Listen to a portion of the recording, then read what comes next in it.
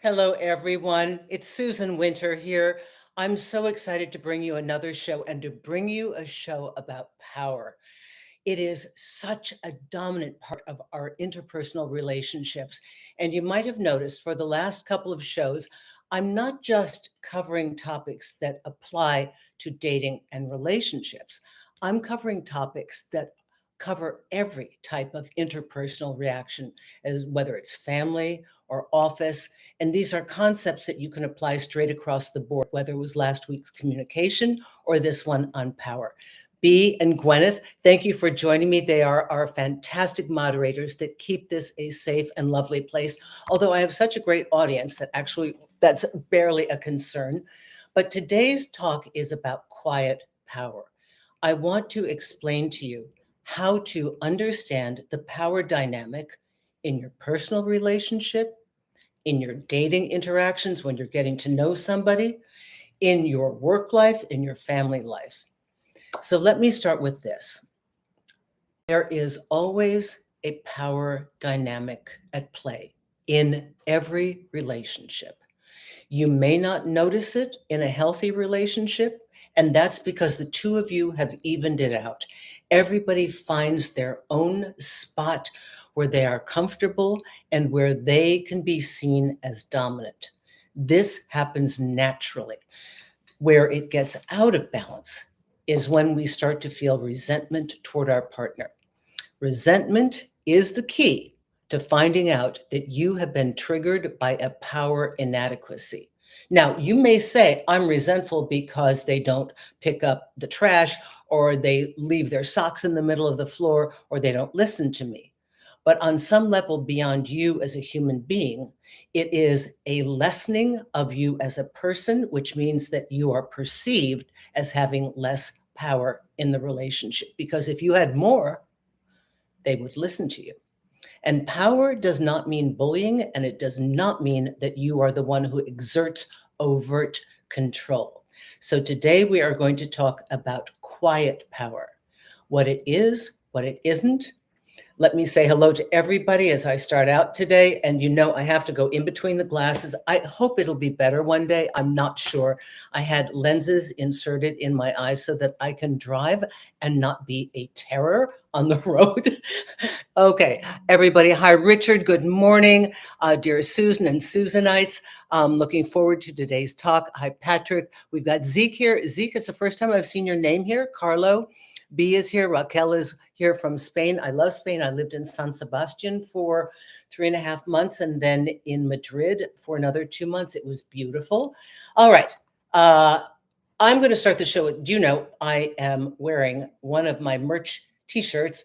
And I'm telling you this because in 2 weeks, for our Black Friday, which is the day after American Thanksgiving, this year it is November 29th, all my merch, mugs, everything, t-shirts is going on sale, 30% off and no shipping fee. Okay, that's pretty incredible. I'm not marking up the prices. And at the end of the show, I'll show you the different designs, and they're all customizable. You can make them tiny, small, change the colors, everything. Let's talk about the art of quiet power, which is the elegance of remaining in control. I'll tell you when you're not in control and when you have zero personal power. That is when you react. When you get reactive, when somebody triggers you and you explode, either in a tirade, you get mad, you get upset, you have an outburst, you want to hurt them back, you get defensive, that is not quiet power. I'm going to tell you what it is and what it isn't, okay? Quiet power. I've got two categories here that it is not. One is the overreactor. I have somebody that I know, great person, really prickly. Maybe you know somebody like this, or maybe this happens to you. This person has been attacked, criticized throughout their life. And so they are vulnerable to this, and it is a trigger. And everywhere they go, they're a little prickly about any conversation.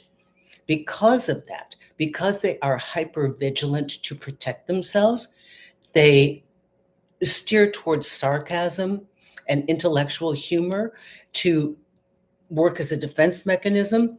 This person is, they attract, and here's the weird thing, they attract aggression toward them because this defensive, energetic response that they have, this lack of power, fearing that they're going to be attacked, is the very thing that creates the energy going out in the universe that goes, attack me, attack me. I walk down the street with this person, they get bumped. I don't get bumped, they get bumped. People snap at them. And it's a cycle. And so much of what I'm telling you is mental and energetic, but the quiet power starts here. All right. If you have any of these tendencies or you know this kind of person, they're difficult to deal with because no matter what you say, they'll attack back because they're terrified. So we have two Newfoundlands that live in this building. They are huge. You know how big those dogs are? Two. Oh, they have a two-bedroom, thankfully, but they're huge dogs. So imagine we've got a little tiny dog here, one of these little ones. What does it do when it sees the two big dogs? That is terror. When you have terror that manifests as aggression, you see it for what it is. It's blatant fear, and the fear indicates a lack of power. Are you with me on this? If you have any questions, just stop me and I'll repeat that. But most people default to one of two positions because there are only two basic emotions, fear and love. Now, what people do when they get triggered for fear, because we're not always getting love, let's be real about it, they will either attack or they can use quiet power and assess. Assess the situation. Consider what game they are playing, what game they've been drawn into, and consider their response carefully. But this is a go-to default that you can learn. This is very, very important. Power can be learned. It's not like you're stamped with, oh, I'm disempowered, I feel insecure. It can be learned. Confidence can be learned. Presence can be learned. All these skills can be honed and refined. So if you encounter one of these prickly people that's always on the defensive and trying to secure themselves, that is a difficult human being.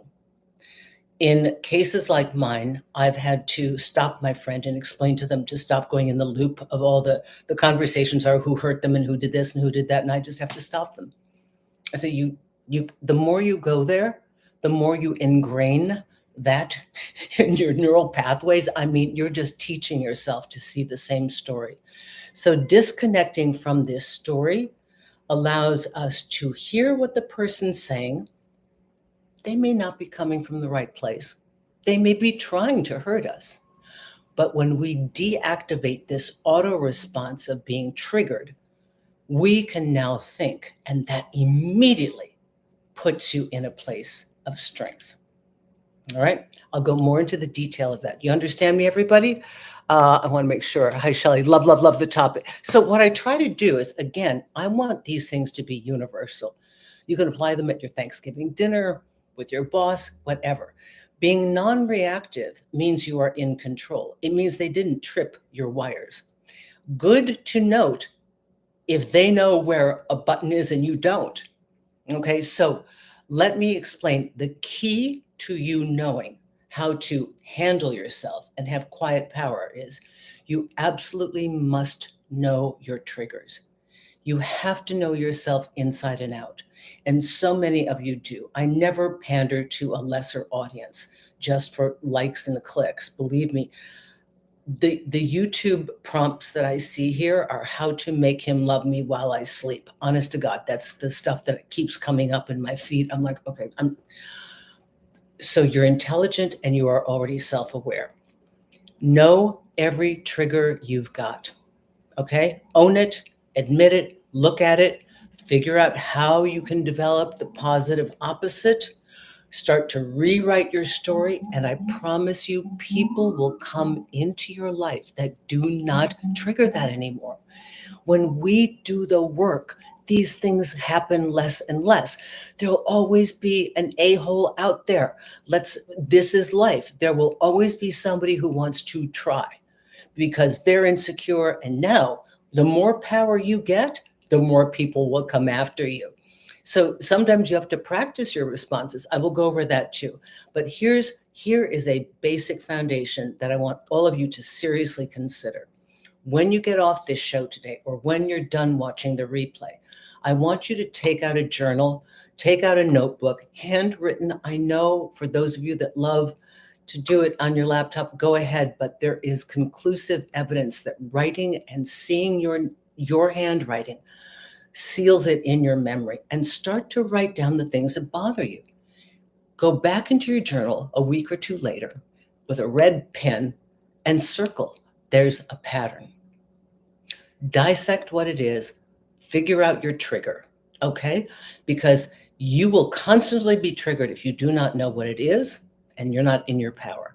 Once you know what it is, at least you can say, now I'm going to be ready for it, okay?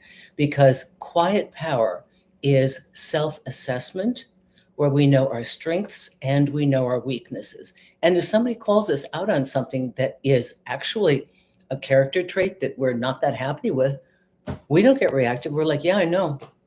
I'm working on it. But you see how that changes? They're disempowered now. They're not attacking you and you have no defense, like you don't know what it is. You actually do know. And you're a participant in getting better. All right, so the overreactor, that is somebody who's lacking power, and you don't want to be the overreactor. And the way not to be the overreactor is to do your homework and figure out what your triggers are, okay? And if you don't know, just watch who gets you upset next time, because your answer is there. Number 2, what is not power? The bully. The bully is not empowered. The bully is somebody who is fearful that you are going to see that they don't have power. So what they do is they walk into a room and they knock you out before you know anything about them. It's their automatic defense. If I hit you first, I've got power. It's quite immature. It's very childish. It blusters as a big ego, but it's actually a terrified child inside. And they're blustering, imposing. They scare people away before they can harm them.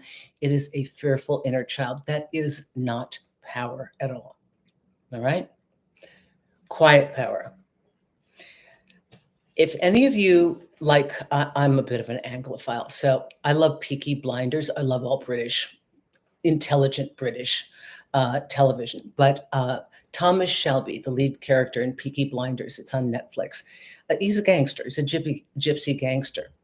You never see him overreact. He's very quiet. He's very methodical. He has a lot of innate power in the world. So don't worry about that aspect. I'll talk about that later. You may have power in your relationship that you don't even realize. So when he responds, it is very calm. It is very methodical. It's almost stoic. So what you really want to do is develop a non-reactive manner of listening to what's coming over the net and making a choice as to how you respond. You can have, if you like, prepared, practiced little phrases like, are you done? What would you really like to say? I've heard that, but I don't understand. What is your issue? What is your problem?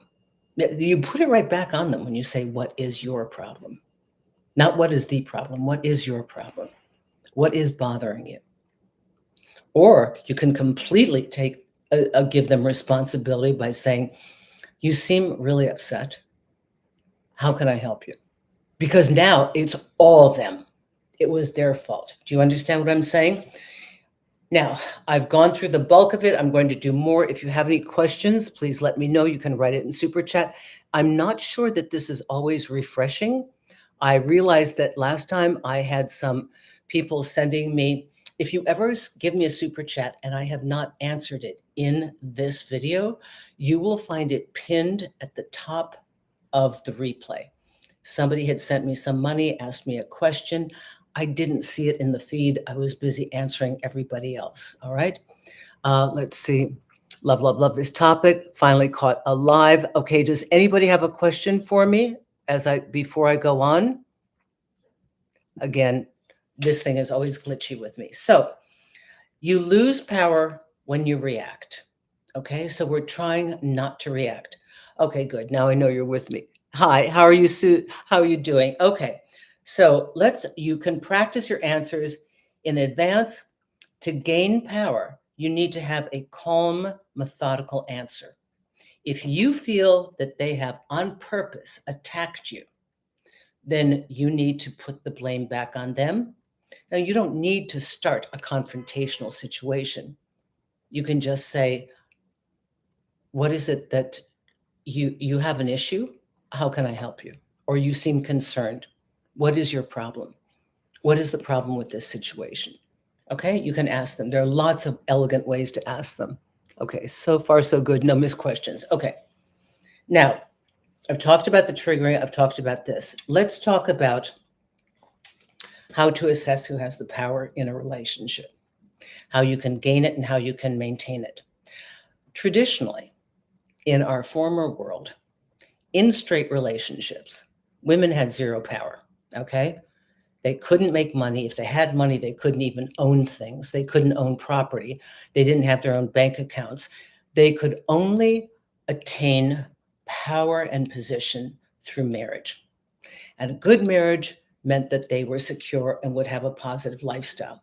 So we have come to understand a traditional personal relationship power dynamic as being youth and beauty for power and resources and status, right? So the wealthy person who's normally older, 10 to 15 years older, was the norm for most ladies. They would barter their beauty. Now, this was an unconscious dynamic. It was just the way things were.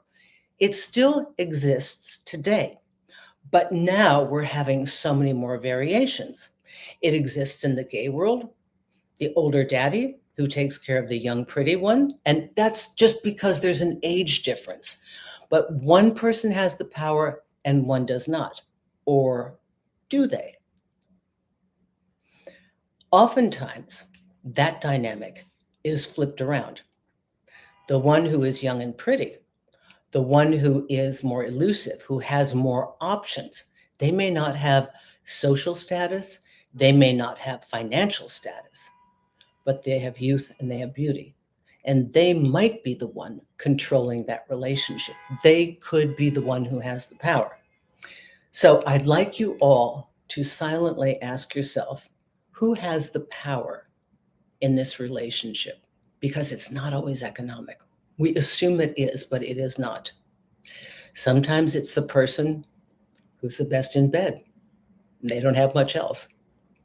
Sometimes it's the young man who's with the older woman, where she imagines, though we don't know that it's true, that she has fewer options and that men her age wouldn't want her. So because of her resources, she may even allow somebody into her life that she knows doesn't have the resources, may even doubt why they're there.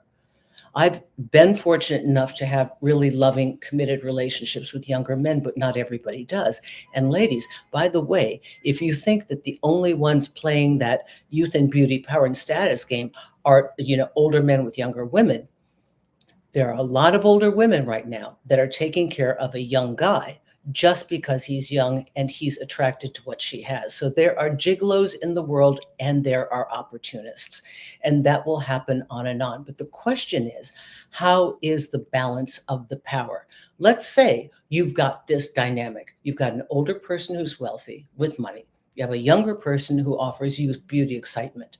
That's cool if they contribute. If both people feel that they are getting their needs met and that each has categories that are appreciated and respected.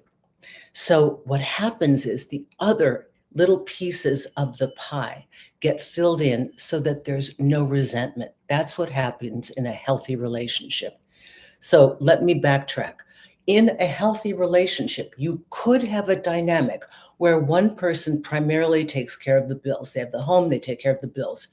The other person maybe doesn't have that ability, but what they give is absolutely tangible. Love, support, help in the house. That is a healthy blend.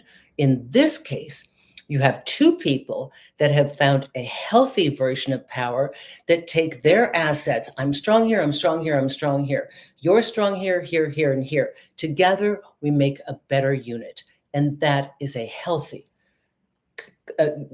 combination. So you all understand me here?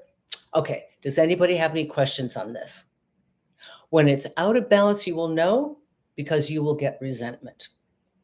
Oftentimes, in an unhealthy relationship, the one who has power and status tries to control the other, tries to teach them, educate them. And they don't even have to be of a different age. It could be that, I have so many fellows that I work with who are very comfortable in the power position of having status, wealth, and resources. And the partners that they choose, gay or straight, have to be there. The understanding is you have to be here for my happiness and my needs. And I expect you to be free to travel with me. I expect you to contribute to the house. You don't have to have a job. I'm fine. I've got more than enough money. I'll pay you to do whatever you want to do, but do something meaningful. Do something you enjoy.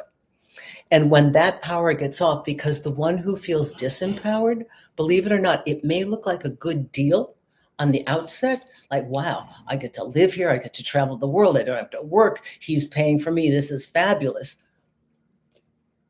But it eventually turns and it flips. Because whenever somebody feels indebted to somebody else, it becomes a conditional form of love because the power imbalance is great. And it is the ruination of many a relationship that I counsel. Because people, and I wish that more relationship experts would discuss this topic, because it underlies so many of the resentments and arguments that go on. And again, it's beyond money. It's about perception. There's who has physical power in the world. There's who is perceived as having the greater power in the relationship. Okay, so everybody's with me? If you have any questions, please ask it right now so I can go about this. How do we train ourselves in the moment? Shilly, great question. On my own, I'm controlled, but I forget when I get caught off guard. Okay, how you can stop yourself from reacting when something happens. One, know your triggers. Know them so well that when somebody bumps up against you, you go, oh, okay. And have a pre-planned generic series of responses. Now, once you know those go-to responses that would feel comfortable, real, and true for you, that put the behavior back on the other person, then you have something to draw from and you won't be startled and mute. As you get better at this, you'll be able to ad lib. I was at a dinner party. Oh, God. I was at a dinner party with a bunch of very wealthy, well-married women. And all of them, with the exception of one, hadn't worked, maybe had never worked, had married well once, twice. We're talking a lot of money, and we're talking New York City money. And the one lady who had a very vibrant career leaned across the table of 12 people. And the first time I'm there, I said, so what makes you a relationship expert? What are your credentials? The whole table looks at me. Came out of nowhere. It was a direct attack. I was off, I was scrambling. I was trying to be polite. I didn't know any of them. I barely knew the one lady that invited me. And I said, oh, actually the title is given to me by the Today Show. I saw it in the Chiron after I came back. I had a book that was an international bestseller. She was like that. And she said, and how do you, why are you so famous in this or whatever? And I talked about Oprah for a minute, but I had to really scramble for that. I tried, and I knew that because of the table of people and the caliber of people, I couldn't be reactive. I couldn't be defensive. And to be honest, I oftentimes laugh at this career myself. It looks pretty silly, relationship expert. Again, I didn't mean to be here, but like many people, I found that I have a skill in this and I enjoy it. So now that I'm here, we're going to make the best of it that we can. But I thought it was funny at the time that here I am, an international best-selling author that writes about older women and younger men, and I'm considered a relationship expert because I've had a relationship with a younger man. That means you are all relationship experts, right? And there is no qualification. There is no accredited university degree as a relationship expert. This is after 20 years. So sometimes you're going to have to scramble and you'll get better at it, but people will start to attack you in specific areas. And you'll have to watch the patterns because that's how to keep your power. If you're really pretty, you know they're going to think you're stupid or poor, just the way it goes. If you're really young and successful, people are going to think you somehow did something to get there other than work hard. You just have to figure out how they're going to box you, how they're going to categorize you, and what's going to irritate them about who you are where they feel threatened, because in that moment, they feel disempowered. So the first instinct is to disempower you. Okay? Let's see what we have here. My ex tried to come back earlier in the year when his boyfriend didn't want him. I haven't seen him in so long. Would seeing me in public make him think of me? Dylan, why do you care? I have to be honest. I think I've been in this business too long to be beating around the bush. Your ex left you. Uh, you had an ex who moved on to somebody else, whether you did it together, you decided mutually or not. Why do you want him to want you? You've got two choices here, as I don't know the depth of your situation. One, you either reach out and say, I want you, I've always wanted you, I'd like to be back together again, but these were the issues. Or two, you really ask yourself, why do I care? That's kind of ego, and that feels like you feel somehow like the breakup disempowered you and that you're less. But I would ask you to flip it.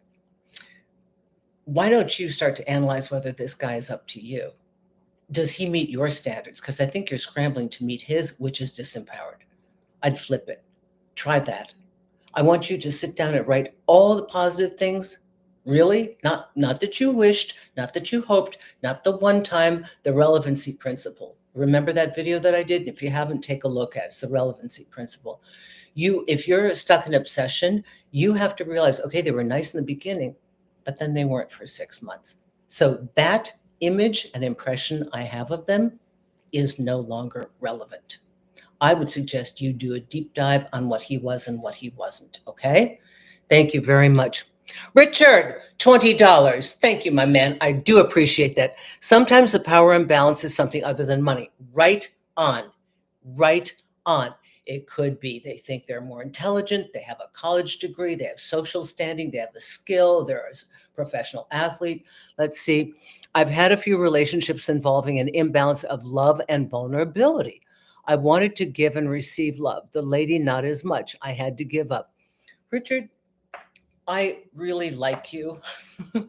I don't know you yet, but you seem like a really good guy in everything you've written here. You're always polite, you're always gracious, you're always donating some money to show respect for my time. So I really feel like you're a really good guy. I would aim higher, expect more. Yeah, you'll be disappointed. Next, next, next, next, next. That's it. You know, somebody like you really deserves to have somebody who wants to be there. That's what I call locked and loaded.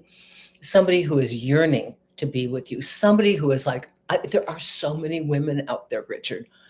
They have met one creep after the next, especially online. And then when they meet a good guy, they're like, okay, something's up. It can't be real. I know something's going on here. So stick to your guns, be yourself. I'm glad that you realize the imbalance. I think a good thing is for you, one of your filters is to really start to assess how motivated are they to have a relationship? You know, does it seem like a really important issue that they want? They really, really are looking for love. They're ready to love. There are no barriers. they've worked through their fears and they're ready to give it a shot. I think that will help you. Okay. Thank you, Richard. I was able to move on or see anyone. I was never in the same light. We both had a lot of toxicity and it went to a dark place. Thanks, Susan. Dylan, I would chalk all that thing up to your past, to what you learned. If it had toxicity, what do you care what he thinks about you? Oh, so actually, the most powerful position on the game board, and this is a game, and I don't like to say it, but I'm going to tell you, apathy. Apathy. Stoicism. It doesn't matter. If you're mad at them, you still care. If you love them, you still care. If you're apathetic, they're irrelevant. Okay? So if you see him and you have to maintain control a little bit, it's a quick game. It's a game, I'll be honest with you, but maybe you need that right now. We do games until we know how to play real, or we play real until we understand what other people's games are, and then we still play real, but we play smart. All right. Thank you. You're so kind, Richard. You are so sweet. Do you think you automatically use your power from finding love on a dating app? I don't understand that, Jessa. I don't understand how the dating apps. Explain more, Jessa, so I know. Shiny says, I've dated men of a different race who believe that they are superior and didn't recognize me as an individual. Well, that's kind of horrible. Innately, do you think I had anything to do with this? Not only that, I was adopted. So it's like I didn't even choose my parents. You never do. So now you know what to stay away from. That's so good that you see it. I'm so sorry that that exists. So Jessa, get back to me and tell me what you mean about the dating apps. Jessa, give me a response, please, because I want to know what you mean, lose power. Susan, could you take a look at my question? Sorry, it got hidden. Carlo, I don't know. If you want to put it in Super Chat, I will never miss it there. I do not know Carlo. Hi, Susan. That's the last thing I saw you. Right. I am having, this thing doesn't always progress forward. I just have to tell you that. Oh, Carlo, I can't find it in there. It doesn't always go through, I have to tell you. How should I proceed? I don't know what your question is.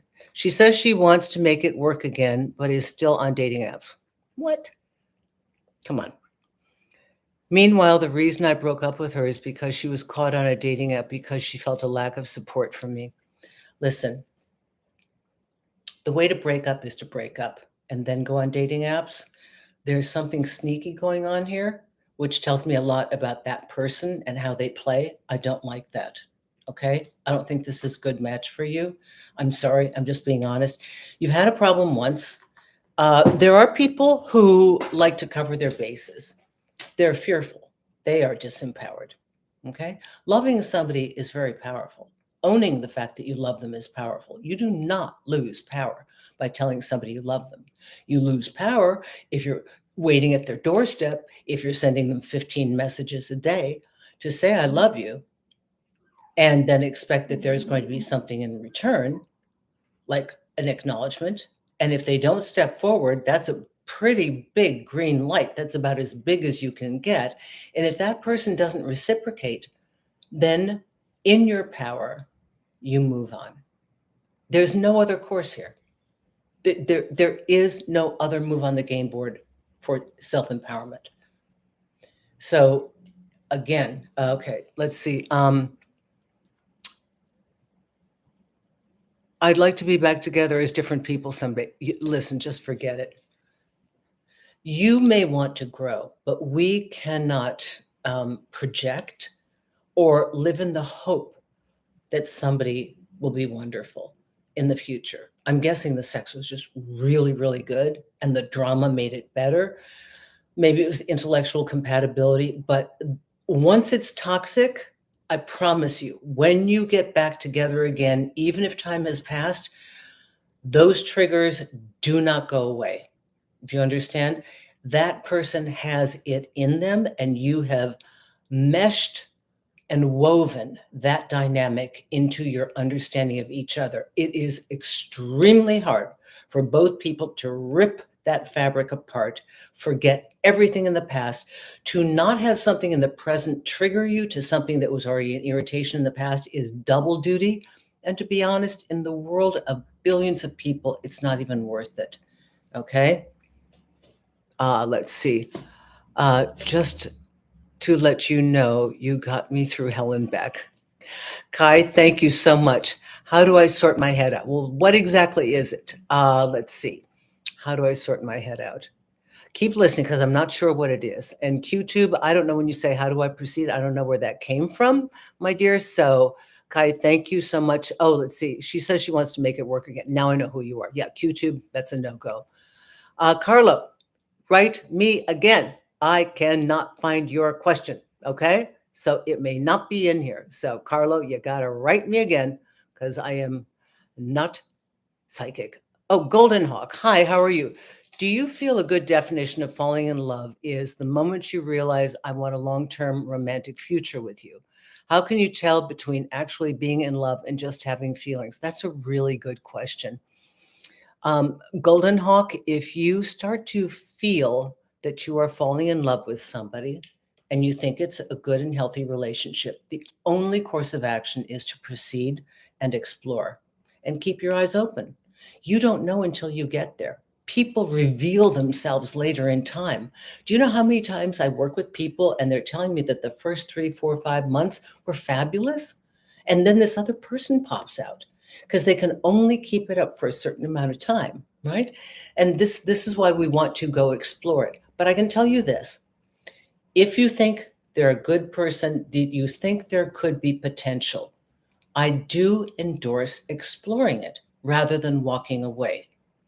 The reason is that I have discovered over 20, God, now, oh, geez, is it 24 years now? 24 years I've been doing this?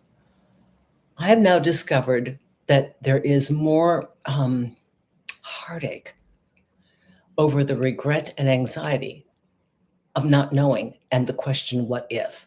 So, my generic position, if I know none of the other factors and nothing seems wrong, go explore, find out. If it blows up in your face, you have an answer. Okay? Q2. Is it bad to continue enjoying? You try to get it. You try to get it all. Nothing is bad. Nothing's bad. Nothing's wrong. It's what you make of it. Okay. Continuing to enjoy time and benefits with an ex when you both know there's no intention of getting back together. If you are not triggering each other, and if nobody, neither you nor the other person, is imagining that it can go any further, but you have an agreeable, friendly sexual relationship that does not impact your future finding love, does not cause you drama and chaos, does not leave you wishing for more when they leave, you could do that. It is completely individual as to your dispositions. Some people can play this game, others cannot. And you'll know by doing it. So if you're not sure, do it. But your task is to monitor, how do I feel later? It's fun in the moment. Do I find myself thinking about them, longing about them, wishing it could have been different? If that's the case, then you're probably in trouble. Let's see. I think I missed something else up here.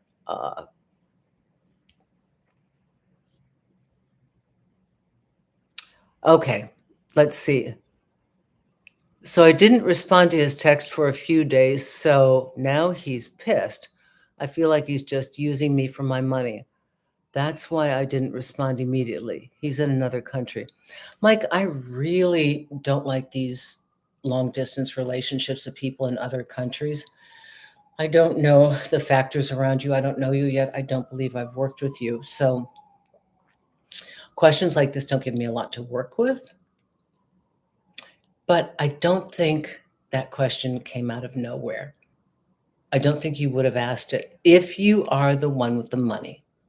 And these are boys or younger men or men that are approaching you because of that. Understand you're automatically seen as being in a transactional relationship. I have, oh God, I cannot tell you how many men I want to jump through the Zoom or the telephone and just shake them. Nice guys. really nice guys, willfully not seeing it for what it is. Straight world, gay world, straight across the board. You know, a transactional relationship is where there is an asset that you have that is contingent upon their interest. If the money goes, they're not there.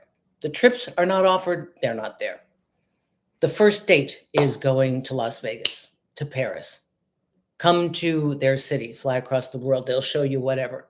But you need to take them shopping, take them out to dinner, take them to the theater, whatever.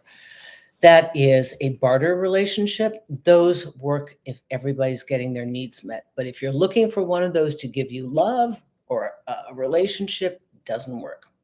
Doesn't work. Okay. Let's see what else. Okay. How do I break the cycle of falling for the same type of guy? I just did a video on that. That's the loop. Go back to the last one I did. Why you keep falling for the wrong person. That's perfect. Go take a look at it because I've already answered this.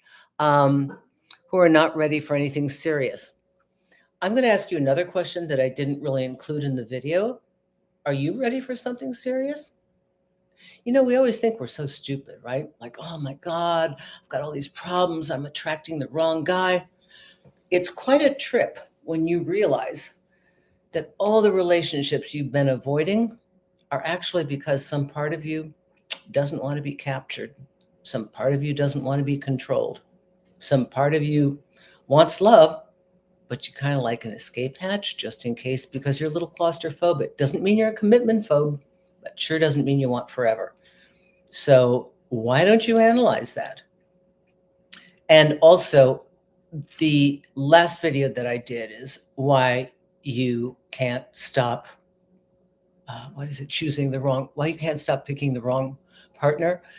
It has to do with we pick with our eyes and try to pray that they have the contents we want, like, oh, I'm going to love you. So we have to, in order to find a superior partner and one who's good for us, we have to begin to focus internally and look at who they are, get very clear on how we want to feel in the relationship. And if it's safe, secure, loved, adored, I know this person has my back. Then, with that as our set point, only then do we go out in the world. And as I always say, you guys get a kick out of it. Is that the guy that's going to pick me up from the colonoscopy? Nope, he isn't. He's going to be partying the night before. That's a no-go for me. So who's going to be there by your bedside? Who's going to be there if you lose a body part? If you lose your money? Who's in it for the long haul?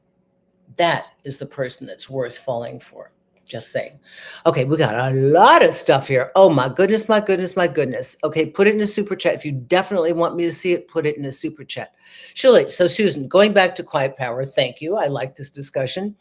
Can it work in the workplace and other relationships with friends and family? Yes, I think you came in after my first commentary. Absolutely. This is something that is universal and across the board. And the last couple of shows I've done on communication, how to say things, those are also that can be used. It's a dynamic and again, I'm going to repeat, quiet power is the art of staying self-possessed and in control of your emotions, enough so that you can be objective and neutral when somebody is attacking you. Now, if they're throwing something at you in the street, this is not what I'm talking about. Okay. If they are being abusive, even so, you call them out. But I'm talking about the normal kinds of power trips that people try to play, the snotty remarks they may say to you. First of all, know your triggers. Secondly, where have people attacked you before? What did they say? And why did they say it? Because let's think about it. It's just the opposite. Why does somebody want to take you down? Why does somebody want to make you feel like less? Because they feel like less. They're already threatened by you. You don't even realize it. You can't imagine they are. I went decades thinking it was what it was. It's never what it seems to be. I mean, it's what's happening, and then it's what it really is. Because everything comes from an emotion. Nothing is said without a reason to say it. So if somebody's going out of their way to disempower you, that means they acknowledge the fact that you've got something that they don't have. They don't have, they want, they wish they had. I have a friend who is bathed in diamonds.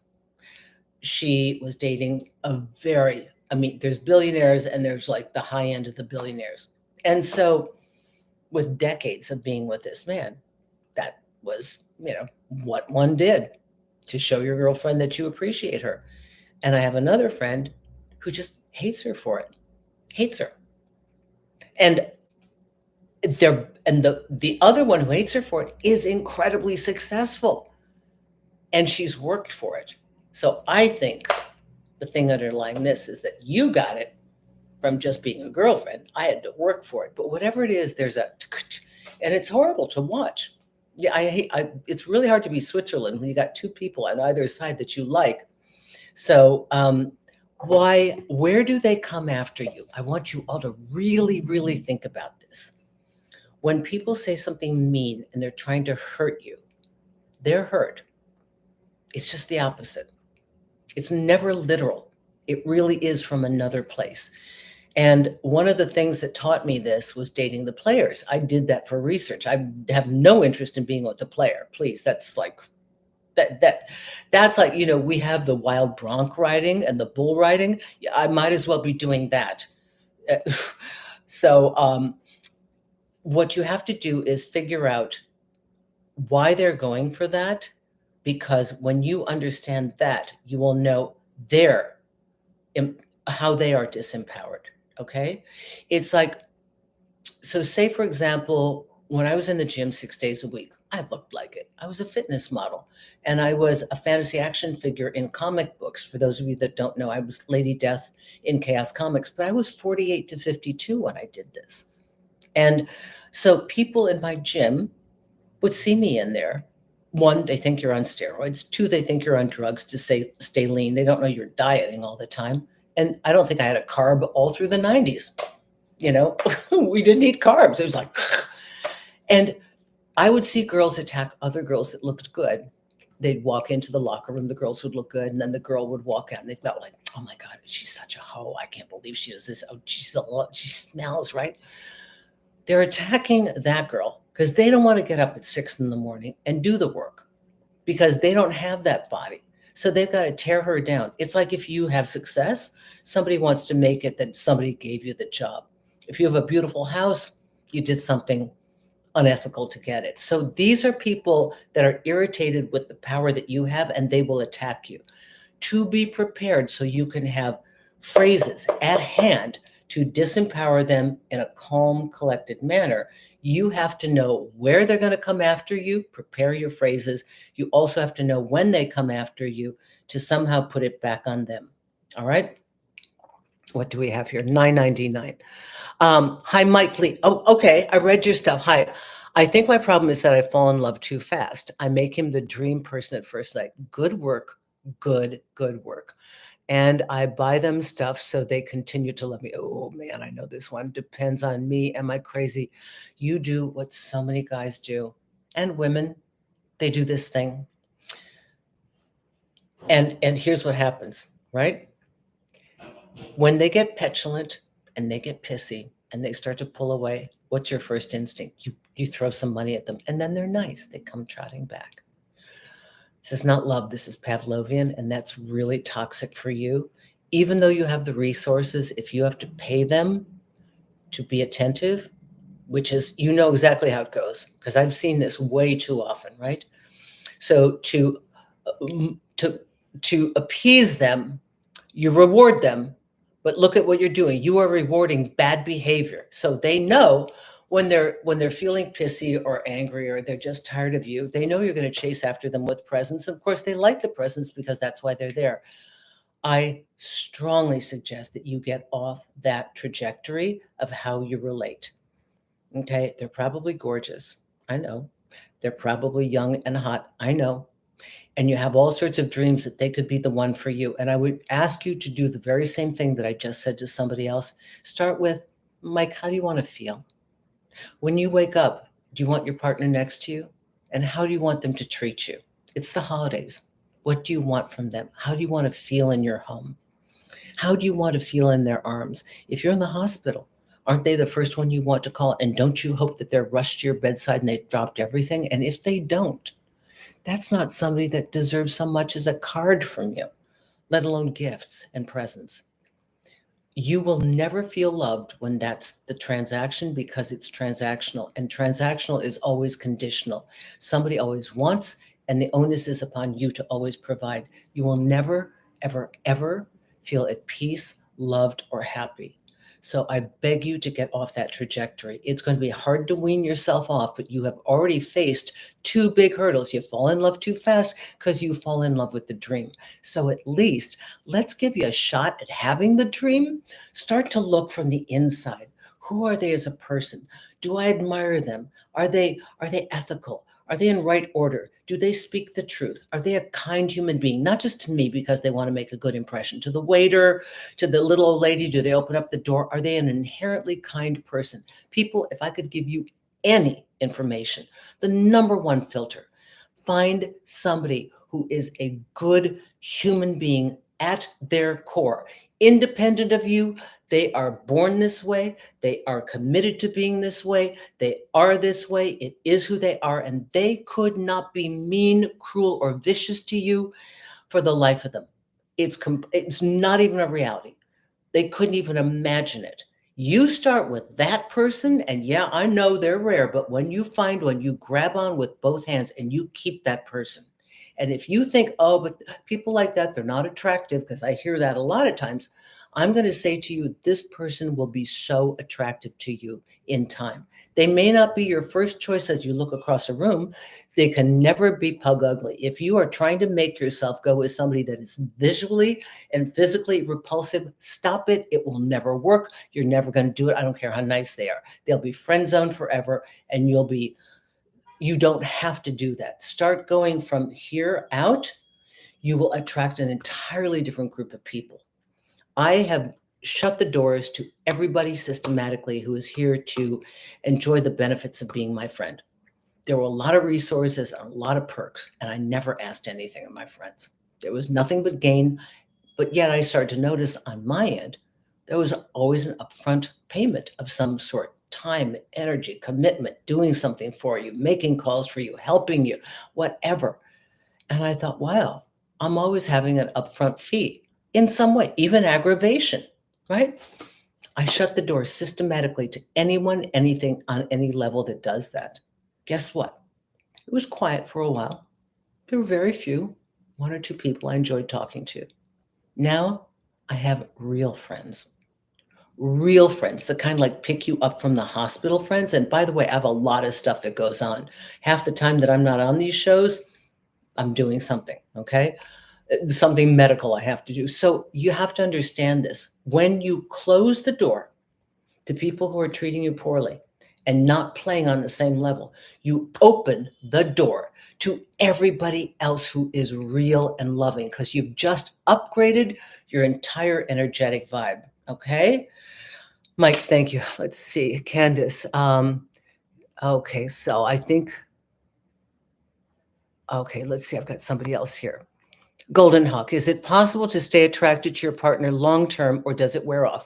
Okay, yeah, it wears off. Long-term love, it's not the same as the first blush of the honeymoon period. You're younger, you're hotter, you're more excited to go to bed with each other. Come on, 6 months into the relationship, I'm not wearing makeup. You think I'm running to the door in lingerie? No, that was for the first year, maybe, depending upon how hard I thought I had to work at it. No, you go into your routine and now you have a partner. Okay, so that's number one. How do couples stay attracted to each other even after many years? Boy, that is the golden question. Number one, keep having dates. Have a date. Have a date night set every single week and make an effort. You make an effort to look hot and look good. They make an effort to look good, and put on the charm like you're dating them for the first time. Additionally, keep growing as an individual. If you stop growing, stop putting into the relationship, it's like a plant, it's going to die. You have to keep doing your thing, let them do their things. If they do something you don't do, don't get threatened by it unless they start putting all their emotional energy into this new thing and withdraw it from you. That's a big conversation. But if both individuals are growing and then bringing that new material back together, that's exciting. Also, having a third thing, always have a third thing, whether you do, I don't know, West Coast swing, or you like running together, or you like going to the gym, you love concerts. Get a thing that the two of you love to do. It could even be a business if you get along well with your partner that way. But develop a third thing that will keep you together. Now, most commonly, this is called a family, but on top of that, if you don't have that, then go and create these things. Find new and exciting things to do, because just doing things that aren't the routine, instead of the same restaurants, try something new. When you do a trip, a vacation, you have new experiences, it reboots the relationship. Okay? Thank you for that, Golden Hawk. Let's see, where are we now? I think I might have missed a couple back here, so bear with me. I'm backing up. I've got Richard, I've got Golden Hawk. And if I do miss you, oh, okay, wait. Valerie. Okay. Oh, golly, I missed so many of these. I don't know what happens. I have to tell you. So if I miss your super chat, it will be pinned on top of this in the replay. Okay, let's see. Hang on, bear with me, everybody. I'm going in sequential order because they come in sometimes later than they show here. All right. Okay, Mike, we've done you. Does a man's relationship with his mom reveal anything? Yes and no. If he's enmeshed with his mother, you got a problem. If are you having a relationship with the mother and the guy's just the conduit, then you got a problem. That's a three-way that you don't want to be in. People say how a man treats his mother is how he feels about her. There are men that are very good to their mother because their societal upbringing tells them that's required, but they dislike every moment of it. If a man is respectful to women, that's a good sign. If a man doesn't have to like his mother, maybe she was a horrible mother, maybe he's got resentments toward her, maybe he loves her, but it doesn't always translate to that's the way he's going to be with you. But any kind of issues that have not been worked out by your partner will come to light in the relationship. And the quiet power version of knowing how to handle that is if something is projected onto you that clearly that's not me. Like, let's say his mother's controlling and he turns around in anger one day and tells you you're controlling. You have to stand back and say, for example, I'm confused why you'd say that to me. That's a conversation you have routinely about your mom. I think do you want to talk about this? Is this something else? Because I know it's a trigger for you. You put it back on him. Okay? I just need to know a little bit more about that. Thank you for your contribution. That is amazing. Thank you. Thank you. Okay, again. All right. Valerie. I love this one. $10. I told you last week my younger guy canceled my trip to me twice, okay? To him twice. He is now offering to pay for my flight to him. Do I have the power now? Friends tell me not to go. Wait for him to come to me.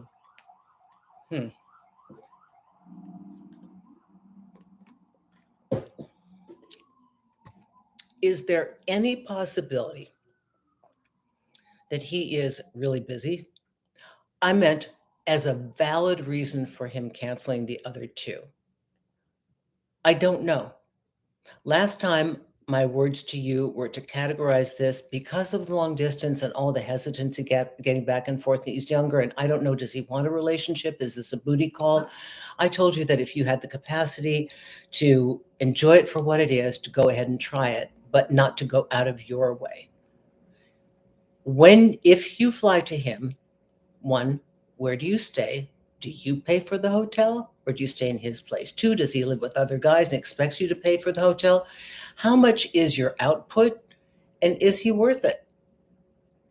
What's your hotel fare and your airfare? Is it worth the weekend with him? Can you handle it? There's a lot of factors I don't know. I would suggest you book a session because I can tell you absolutely when I know the details. Okay? So, better you got your power back. I don't know what you said last time. If you're undetermined, you might need more information. Sometimes when we can't make a decision, it's because we really don't have enough information. So the question is, you canceled on me twice, which made me feel that you weren't into it. And I really appreciate you're now paying for my trip. So when I get there, are we going to have time together? Are you able to focus on us being together? And what did you have in mind when I'm there? But if he fails you a third time, if you decide to go through with it, that's a no-go. It's a long distance booty call, okay? All right, let's see. I bought a super chat. It wasn't working. Yeah, I know. Sometimes it doesn't. Okay, let's see. Let me go again. Carlo, I fell in love abroad, but he disconnected near the end. Okay, we still talk here and there, but it's not as romantic. He said he needs time. No. Distance, confused, needs time, that's a no-go. That's easy. That's easy. And if it were your friend telling you this, we never see it when it's us because we still have that lingering hope that we could make it into something. Far too many factors. When you got too many factors, 2 or 3 factors in the way, plus a reluctant or a kind of demotivated person, just let it go. Okay.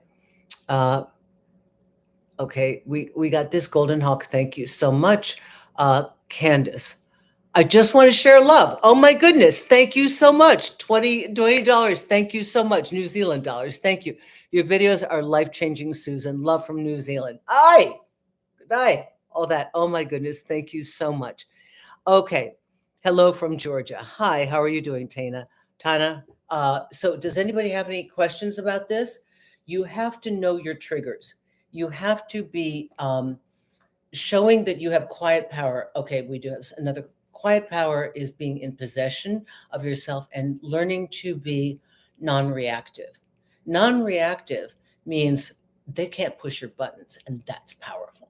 Imagine being on the game board and somebody does a push, which normally we respond to. And if you don't know if somebody's playing games with you, if any move, anything they do or say triggers you, it was an attack, it was a push, it is to get you in the corner to automatically respond so you lose control and they can take you down. It's a classic move. I'm from Minnesota. I never knew this stuff. I lived with a man for 10 years. All sorts of stuff was going on. I had no idea what was going on. I didn't know why I was crying. Didn't know. It wasn't a bad relationship. He would have taken the bullet for me. He would have died for me. I knew that. But I wasn't happy, right? And then I didn't learn anything in life till I dated my bad boys. For information for all of you. And oh my God, did I get to the truth quickly. Quickly. If you want to be a good person and you want to be open and you want to be loving, I hate to be the one to do this to you, but you have to know how to defend yourself. I don't attract to this channel bad people, game players, but you're going to be caught in one because you're nice, you're naive. Oftentimes you're naive. Oftentimes you're too generous. Oftentimes you're kind of working against yourself. All your good qualities are working against you. You don't have to be a cynical, negative person. You don't have to be like down on humanity. But I want you to be aware. It may happen occasionally, it may happen routinely. But if somebody does this, I want you to know it's them, it's not you. That's why I did the merch line, it's not me, it's you. I did that for one of my girls who was dating a player. One of my clients kept saying, I can't, this isn't working. I don't know what I'm doing wrong. And I said, it's not you, it's them, right? So just know how to protect yourself and stay empowered, because self-empowerment means that you are in control of your emotions. We don't want to have a dysregulation of our emotions because now we have no way to make sense of it and we're, off our footing. Okay. So thank you so much, Candace. Joe Ryder, $5. Thank you, Joe. Hi, Susan. Love you and your content. Would you agree falling in love means realizing you want a long-term romantic future with a person? I think, Joe, I already read this. You can, you know, I think I said this before. It just means you're willing to try. Um, Sometimes people come into your life and they've got so many pieces that you'd like, that you see, like all the different, like intelligent, funny, good personality. And you're like, wow, I can actually see myself staying with somebody like this. Like this person would not bore me. This person would be a really good option. So I would definitely explore it. Does it mean it's love? We don't know if it's love early on, but we know that it's interest. Okay. All right, Valerie, thank you, Susan. You have the best advice. I'd love to book a session with you. I love how you are an expert with older women and younger men. Learned the hard way, didn't plan it. Do you tell him to get tested for STDs before your date in a feminine, powerful way? Jessa, are you dating somebody casually? Um, why are you dating? Do you want a relationship? How soon are you having sex? I don't know any of these things. I'm sex positive, meaning you guys do what you want to do. I have no judgment on any of this. You would not believe the situations are presented to me. I don't have a judgment. I don't have to want what you want. I don't have to do what you do. But let's back this up. Are you beginning a relationship? If you are already in the stages of focusing on each other, closing the gates to other people, then you may want to say, so that we start off in the right footing and we can feel safe with each other, let's both get tested. I'll show you my results, you show me yours. And please don't tell me you are going to be doing this unprotected. You don't know people well enough and they break their word. All you need is one drunk blackout with somebody that you think loves you, and that's you or him. It's a mess. Um, we live with great pharmaceuticals these days, but why go through that? If you are entering a committed monogamous relationship, and it's a difficult discussion, but if all the doors are closed to other people, you can have a test. You both share your results. And if you decide to be without protection because you can truly trust that they are only going to be with you and they are clean, you are only going to be with them and you are clean, that is a discussion you may want to have if it is comfortable for both of you to do so. If you are casually dating, always protect yourself. Do not leave it up to them to do it. And if you feel that they are somebody that has a lot of sexual mobility, you may want to ask them what their status is. And about doing this in a feminine, empowered way, you will have to do this. I don't know whether it's feminine or not, but use diplomatic terms, write it out for yourself. You want to not have it be accusatory as though, oh, look at, I know you sleep around a lot. So, but you just have to explain from a position that says, I'm concerned. I don't know you that well. I'd like to be with you. I believe in having open and honest conversations about our sexual health. And I think it's important to feel comfortable. Are you agreeable to that? Now, if this person tells you he's not willing to get tested, if you proceed, it's at your own risk, okay? Let's see. You got that, Jessa? Oh, God. Mike, I got a client that spent 100,000, okay? I got another one, and then another one that spent 30,000 and didn't even get a kiss, okay? I spent 20K on him already. I think it's probably better to spend X dollars on your session. I guess it's because I didn't want to lose him. Honey, I'm so sorry. You never had him. You didn't. You never had him. You never had him if you had to pay for him, okay? He was not here for you. And I know that's hard, and please, please, please forgive me, but somebody's got to tell you. I don't want to be the one, but I have to be the one. I break inside every time I see my good men hemorrhaging cash from their business, from their hard work over somebody that they think they have to pay. to keep interested in them.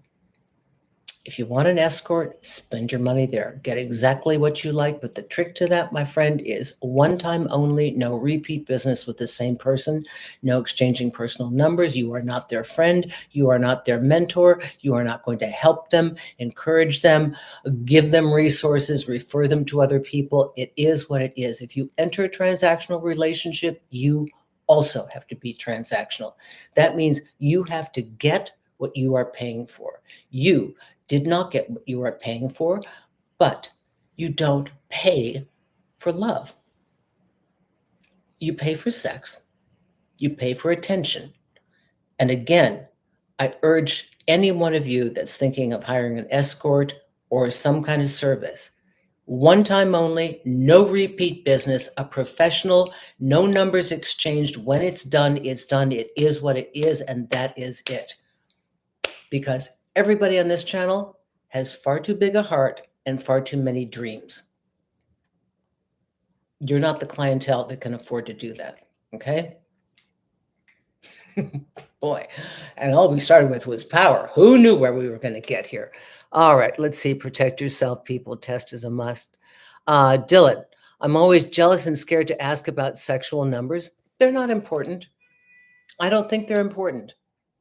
I have to tell you, how many people somebody went through to find you is irrelevant. The question is, how many people are they seeing when they're with you? That's the only one you want to be concerned about. Makes them seem tarnished to me and not commitment vibes. That could be a factor if that is their inherent lifestyle and that's how they roll. I had a very famous man who interviewed me. And at the end of our interview, we started chatting. And he told me about a woman that he was interested in. She had more experience than he did. And he said to me, and he was in the relationship realm. I mean, he was enough of a personality that his work is global and touches on these subjects and is supposed to be somebody elevated and aware and conscious and, you know, and what he said is that it was really hard for him because it made him not worry about putting her in the girlfriend box. And I said to him, thank God, I said, how do you know that she wasn't always looking for you? Every guy she had to go through let her down, failed her, didn't work. The women, I promise you, most people that want a relationship don't go, oh yeah, man, I can't wait to have sex with this guy. Women don't do that. I mean, not everybody's a Samantha. There are women that are empowered to do sexual things when they're newly out of a divorce or they're kicking up their heels in college. They're testing everything they want. But when they want a real relationship, that they're not like, oh wow, I'm looking to sleep with 300 men this year. Nobody like starts off with that. It's the way it happens. Sex is the entry nowadays in the last 20 some years. It's how you enter the second, third date, the first date, and you get kicked off the ride or you get off the ride yourself. So you can get really high numbers without ever meaning to have gotten there when all you really wanted was one person.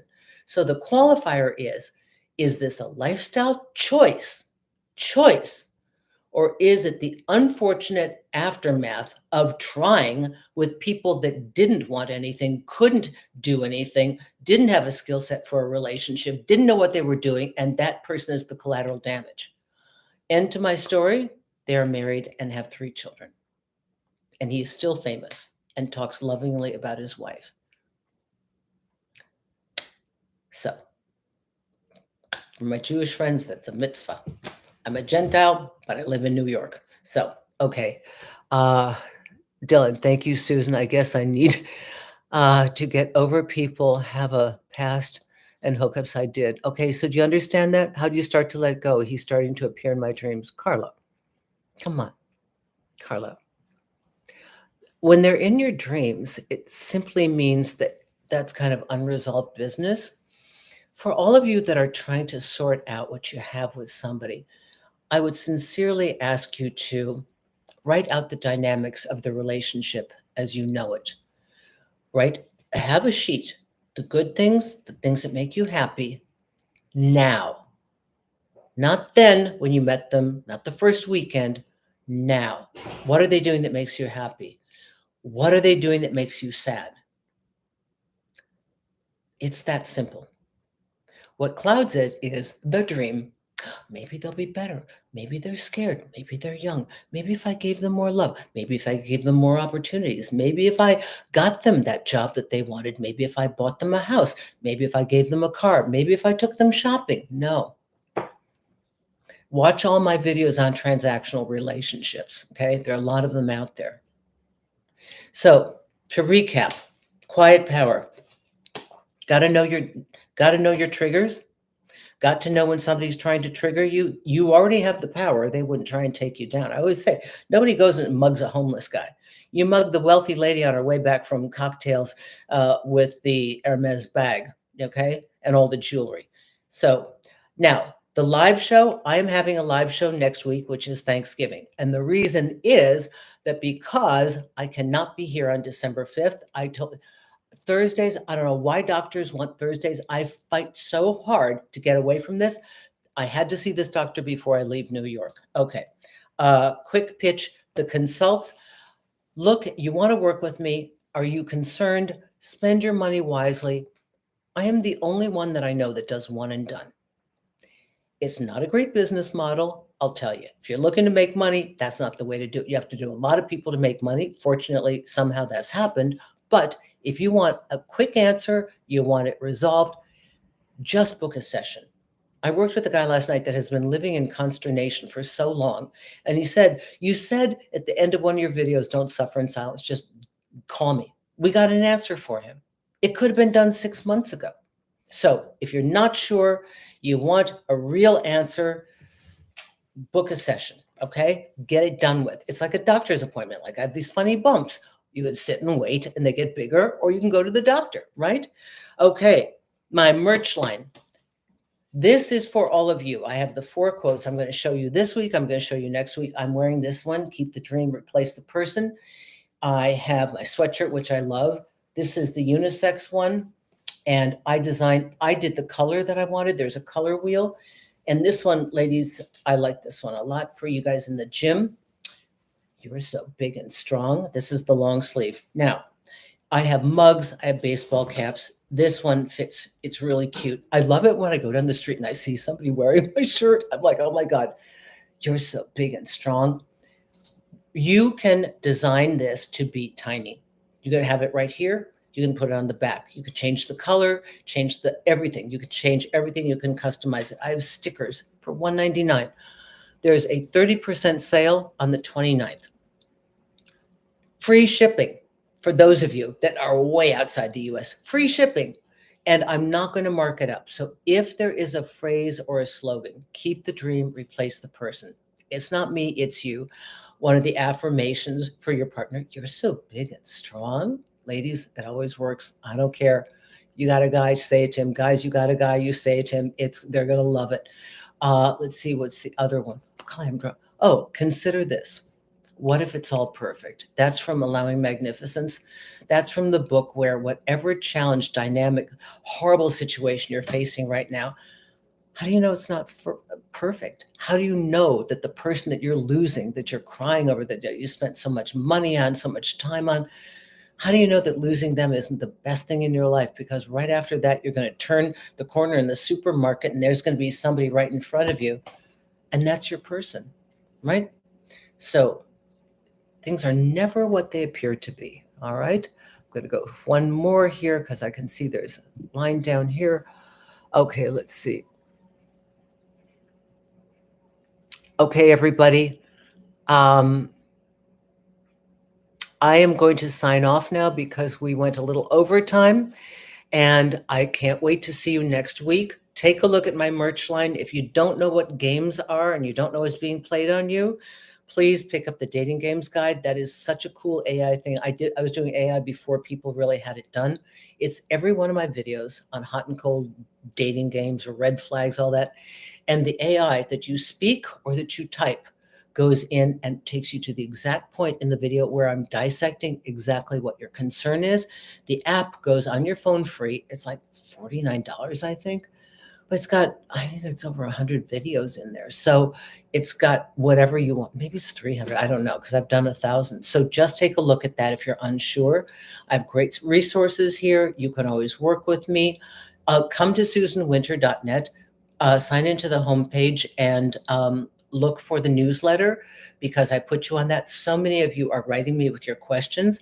I have not done it yet because I've had so much work this season, but when I get back to Arizona in 2 weeks, I will be recording your questions and answers to the Susan Winter Show, which is on all the streaming platforms. That's a podcast. Right now, the podcast has only been the stripped audio from my videos, not these long videos, but from my videos. And so that's also in there if you want to listen, if you just want to download and play over and over and over again, and you're cooking or you're driving. I never took this seriously. I didn't know that I'm in the top 1% of 3 million people in my category. I never even paid attention. I don't monetize it. So if you just want to turn on a podcast and hear Susan, go to the Susan Winter Show. If you can, write a review, click you like it. Okay, so we're going to let Bea and Gwyneth go. They're on the train. Oh my gosh, they're here. They're so fabulous. All of you, take care of yourself. I will see you next week. You are welcome. Raquel, muchas gracias también. Okay, you are welcome. So everybody, I will see you next week. I will find another show that I think is interesting and show you how to embrace yourself and really have your power. And if you haven't watched Peaky Blinders and you like British shows, this is wonderful.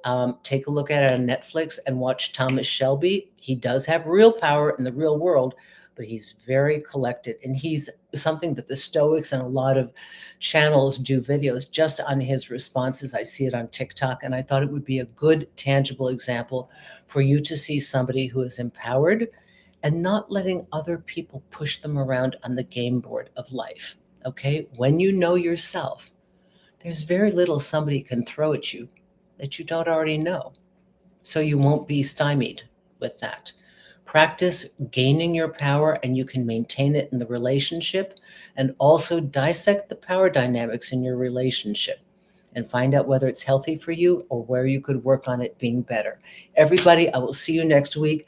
Gwyneth, B, thank you so much. Contributors to the Super Chat, thank you very much. Thank you for taking time out of your day, your evening, for joining me.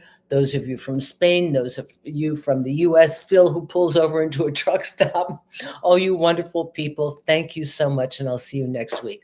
Bye now.